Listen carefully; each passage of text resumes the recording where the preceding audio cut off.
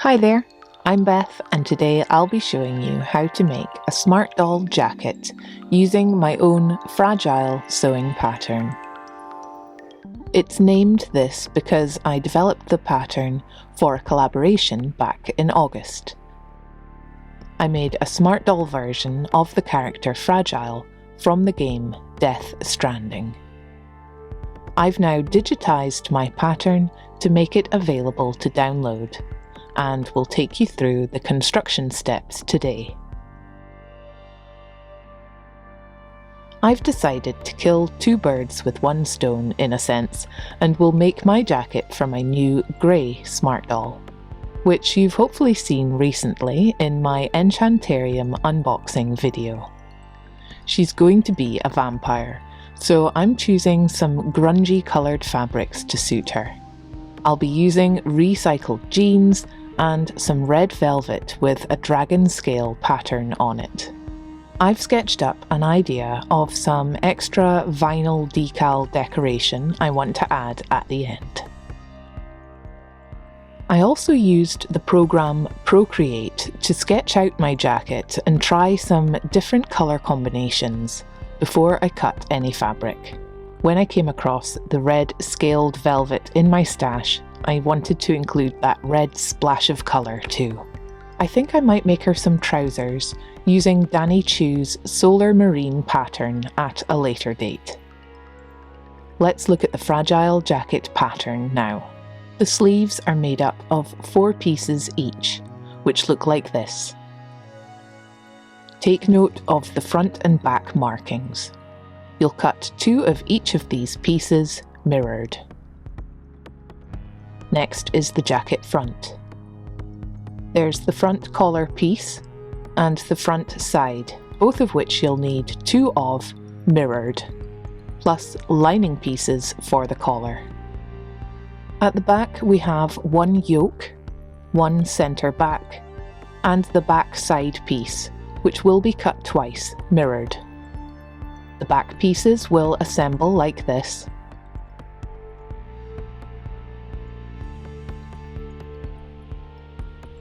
and the fronts will join the yoke like this, with the collar meeting in the back. But we'll get into more detail later. Here I've cut my pattern pieces in the colours I planned out. Your pattern will indicate grain lines to follow where possible. I have mirrored my pieces for the sleeves, and you'll see I've marked with a dot each of the front-facing sides. This is so I get the sleeves at the correct side of the jacket, because they're not symmetrical. Here I've cut white cotton for my front collar lining. The pattern will indicate where overlocking or zigzag stitching is needed. Depending on your fabric type, you might want to fray check or overlock all the other edges too. Here are my front pieces, the front collar and the front side, and my back pieces. The yoke, centre and back sides.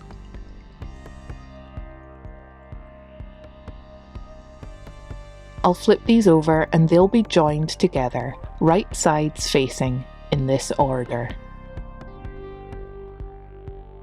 Each of the back sides are joined to the centre back. The seam allowance here is 7mm or 1/4 inch. Once both are sewn, you can overlock the seams and press the seam allowances out towards the sides and top stitch. Then the yoke can be sewn on across the top here.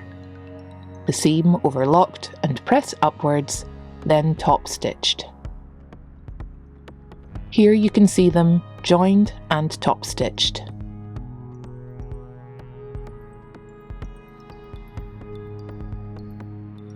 I am using red thread for my upper reel, but I have white thread in the bobbin. All of my internal stitches should be white this way to minimise staining risk. Next we will assemble the sleeves. Make sure you have all the correct pieces together, with all the front dots at the same side. We start by attaching the sleeve top to the centre sleeve, right sides in and with a 7mm or 1/4 inch seam allowance. The seam can be overlocked and pressed upwards, then top stitched. Next, join the sleeve sides to the centre sleeve. Right sides in, 7mm seam allowance, overlock and press the seams outward, then top stitch. Repeat this for the second sleeve. Here the sleeves are done.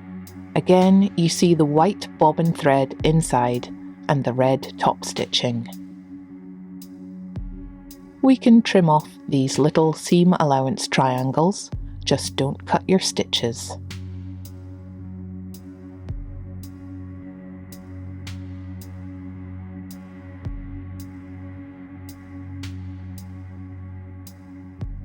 With the back and sleeves done, we can now sew the jacket front. Take your front side pieces and with right sides together and a 7mm seam allowance, join them to the yoke like this. The seam can be overlocked, pressed towards the back and top stitched. Here's how that will look when joined.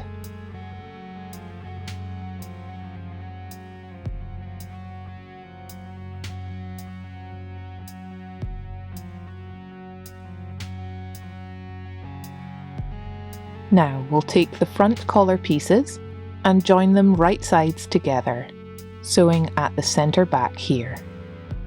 I like to open out the seam allowance and top stitch at each side for this one, so each seam could be overlocked separately. Here's mine.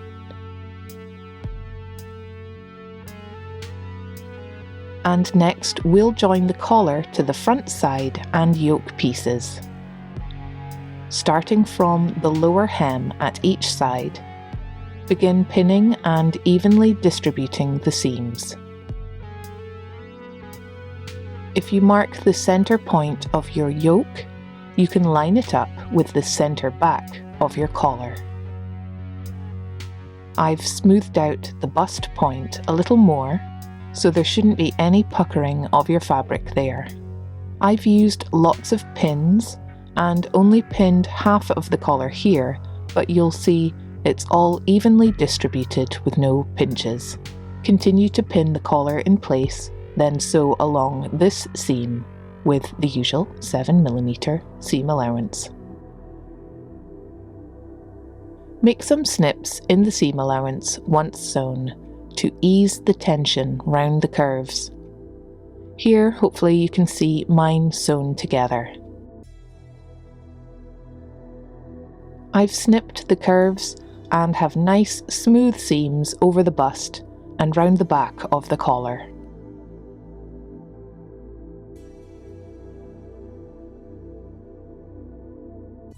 The seam can be overlocked and pressed towards the front to be top stitched. Here's my red top stitching on the black collar. Now let's grab the two lining pieces. You can overlock these seams before or after this seam, but they'll be joined right sides together, with 7mm seam allowance at the back centre.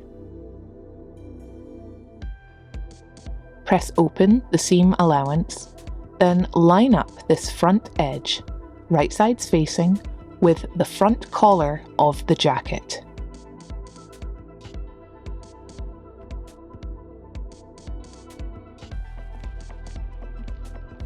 Pin, then sew along this front opening seam. Here's mine sewn, and you'll notice I swapped my red thread for white here. I'll snip off the seam excess from these points.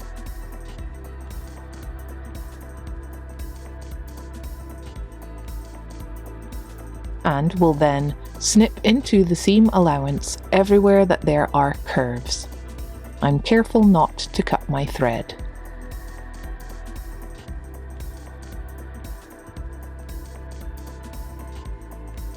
I can now turn my lining around to the inside of the jacket.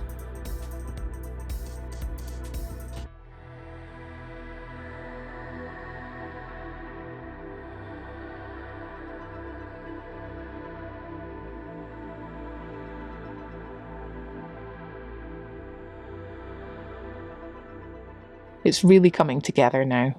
The next thing to do will be to attach the sleeves.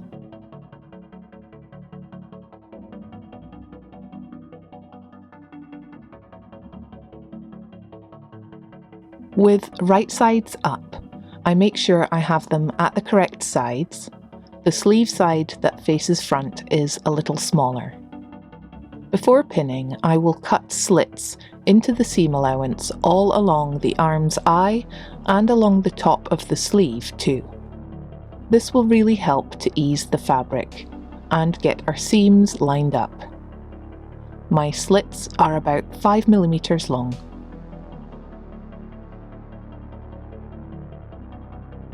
Here I've tack stitched one sleeve in place to show how the seams should line up. The colour blocking helps show it off too. Take your time with this part to get the seams lined up nicely.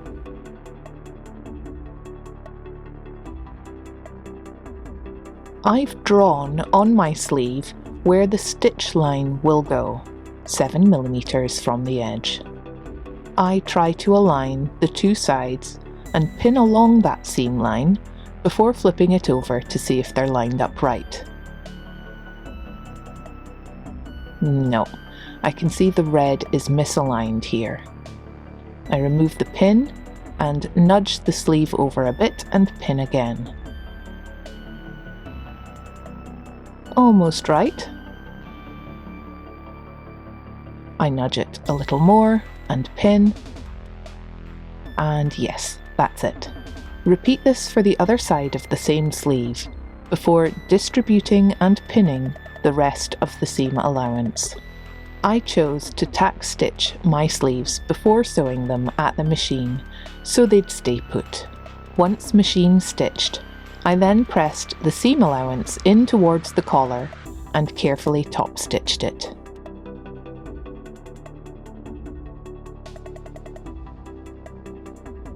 The next step will be to finish off the cuffs. I will overlock and press in the cuffs by 7mm, then top stitch them each twice.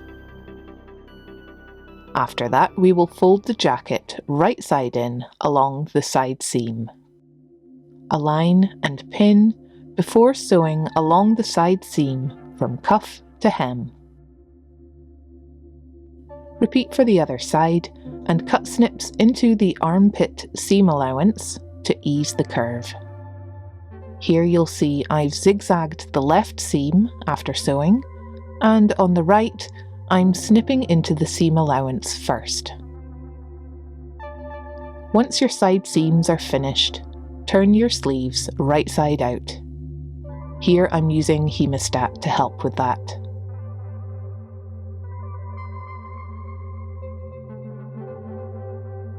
There we go. That's looking much better. It's almost a completed jacket now.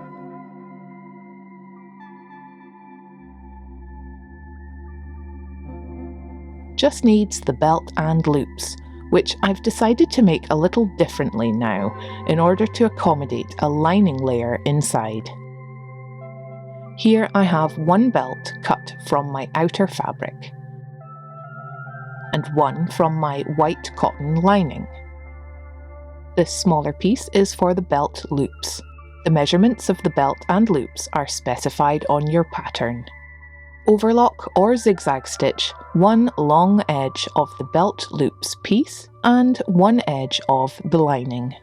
Here they're both done, and now we'll fold the belt loop piece lengthwise twice so that it's 3 layers thick, with the right sides out and the overlocked edge to the outside. Then we will carefully top stitch it twice.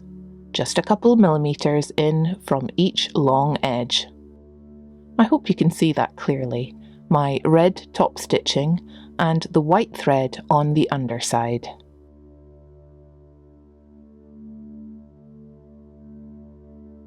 Yours should be long enough to snip off the tip for a clean edge. Then cut into 6 equal pieces, each 1.5 inches long, with a little extra to cut off at the end again.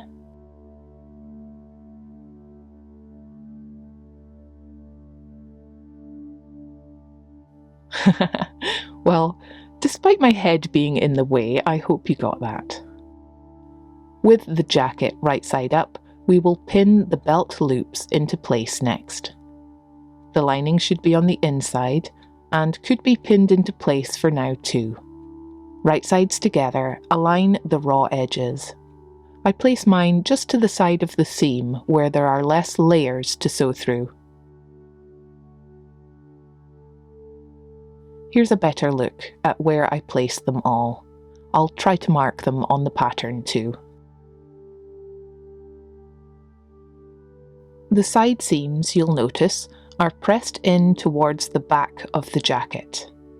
So where possible, I'm positioning the loops where it's easier. Now, I'll align the outer belt with the jacket right sides in, leaving a 7mm overhang beyond the first edge.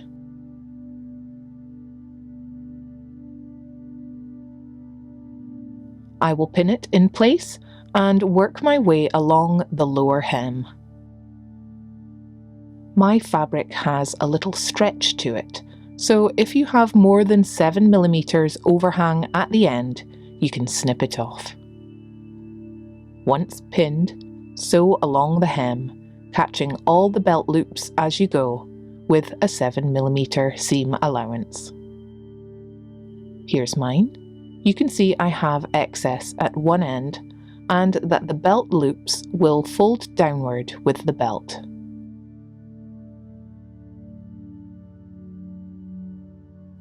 Next, I'll take the lining and align it right sides facing with the belt, enclosing the belt loops as I go. Push in the loops so that the raw edges are lined up. There needs to be excess so that they'll have a little space underneath in the end.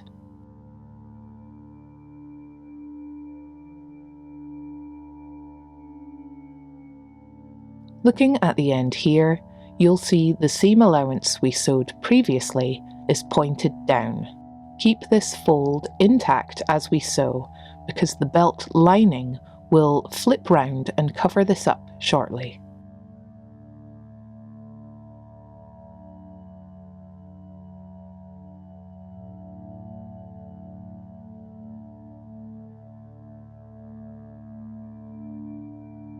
Work your way across and pin each belt loop.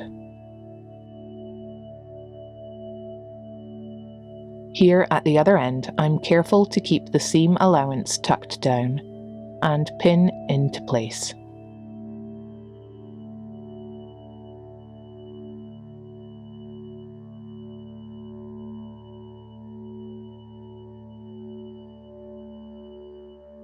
Now, we'll sew this short edge, catching only the belt outer and lining, then turning to sew all along the pinned hem, where we'll turn again and sew up the short end, catching only the belt outer and lining again.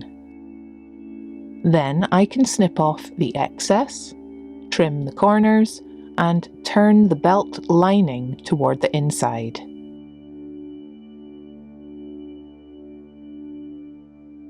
You can use a narrow, blunt-tipped tool to push out the corners, then press out the lower hem.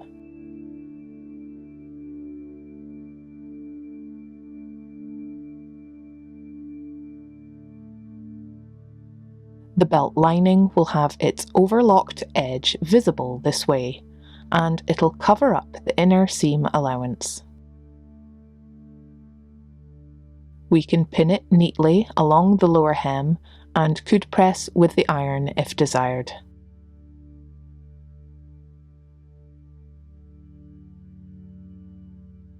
The next seam to sew will go all round the outer edge of our jacket, catching our lining neatly on the inside. On the bottom hem, I sew through the very bottom of each belt loop, the side, the collar, and the other side, back to the lower hem.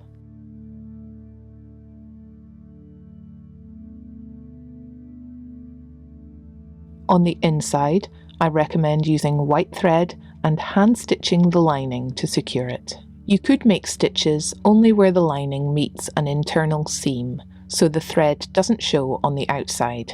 Alternatively, you could stitch in the ditch along the top of the belt and loops, but I opted for hand stitching. For the front closure, these pieces overlap, and I'll be sewing on 5 simple press studs. I had ordered some lovely mini antique brass studs, but they are lost in the mail and my replacement order hasn't arrived either. On the right side of the jacket, to the wearer, I mark 5 even spaces on the inside. I'll sew 1/2 of each snap to these points. Then line up this edge with the other side of the jacket and line up the corresponding snap halves. There we go. A little bit of hand sewing on the sofa later, and we have a relatively invisible snap closure. I think you could alter the assembly process and insert a zip here instead if you wanted, or even buttons. Feel free to experiment. This works for me and leaves nothing exposed on the inside. You'll see I've tacked down my lining and included a label too. Before we finish, I'll be adding those extra touches I mentioned at the start, as well as some weathering too. But let's see how it looks as it is first.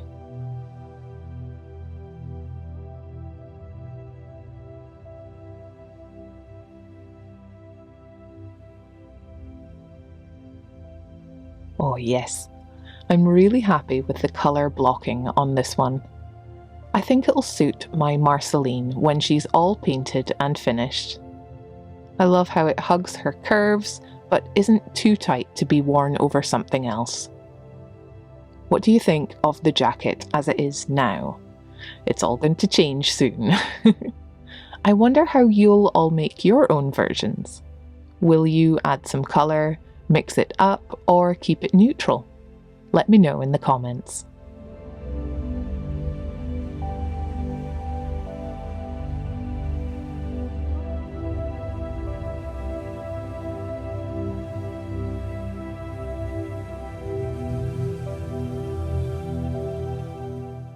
Just like that, I've added in some extra detailing to suit my grey vampire girl. I've used my Cricut machine to cut some vinyl vampire fangs, and in very much the same way as my original fragile jacket, I've cut some Japanese lettering to decorate it too. Once applied, I used rough sandpaper to wear away the fabric in a few areas, and even splattered on some red paint to give it some texture. What do you think of the jacket now? Do you prefer it this way? The long text on the arms says Bewitched, and on the chest is Demon. The text on the back reads Vampire. I can't wait to see what you think of my jacket, and I really hope you'll give the pattern a try yourself. You'll find a link to it in the description box below, or just go to bethramsden.com and you'll find it there. Thank you all so much for watching, and thank you to my patrons for all your extra support too. Welcome to our 2 newest members, Tracy Troyer and Audrey Y. I can't wait to see what you all make. Until next time, take care. Bye.